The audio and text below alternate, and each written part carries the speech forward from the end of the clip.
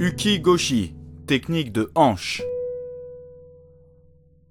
Pour uki-goshi, hanche flottée, Tori montre comment esquiver l'attaque en se rapprochant de Uke, puis projeter en diagonale avec une action circulaire autour de la hanche. Uke ne chute ni à la verticale ni à l'horizontale, mais entre les deux. Il s'agit de la seule technique que Tori effectue d'abord à gauche sur une attaque à droite, puis inversement. Observons les détails. Tori, sans saisir, vient placer sa main le long de la ceinture pour ramener Uke vers lui. Pour un placement optimal, il aligne ses pieds sur ceux de son opposant, comme pour former un parallélogramme. Il peut alors se servir de l'élan de son partenaire. Si la technique est efficace, c'est parce que l'attaque est tellement franche que le poing descend jusqu'à la ceinture après avoir raté sa cible. Comme pour toutes les attaques au poing du Nage no Kata, la main part du dessus de la tête de Uke pour viser le sommet du crâne de Tori. Toutes les erreurs concernant les attaques sont sanctionnées d'une moyenne faute. Une attaque latérale va fausser la démonstration. Pour le réalisme, Uke ne doit pas viser à côté. Autre mauvais exemple, une frappe armée tardivement, sans puissance. Ici, Tori inverse et projette côté manche. En plus d'une erreur dans la technique, l'action dépourvue de principe n'est pas crédible. À nouveau, erreur dans la technique. Tori effectue Ogoshi à la verticale, au lieu de démontrer l'action circulaire d'Uki-goshi. Enfin, cumul d'erreurs avec une action horizontale en tourniquet et une perte du contrôle.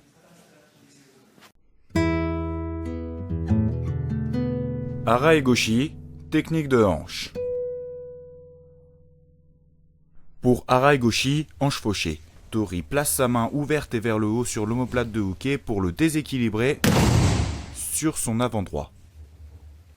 Le principe est de faucher la jambe avancée de Uke, qui, dans l'idée, essaye d'éviter Uki-goshi. Si le pied d'appui est ouvert, l'autre jambe de Tori fauche en diagonale pour barrer son adversaire. La direction de la chute corrèle avec le déséquilibre d'Uke. L'instabilité de Tori est souvent induite par un manque de déséquilibre. Exemple avec Tori qui pose sa jambe en retrait en se courbant. Ici, Tori saisit, ce qui enlève de l'amplitude à son contrôle. Autre faute courante, le fauchage jambe pliée au lieu d'être tendu jusqu'aux orteils. L'efficacité sera amoindrie. Attention au fauchage en bascule avant-arrière. Tori perd du temps dans sa bascule et la démonstration du fauchage latéralisé, flèche violette, n'est pas faite.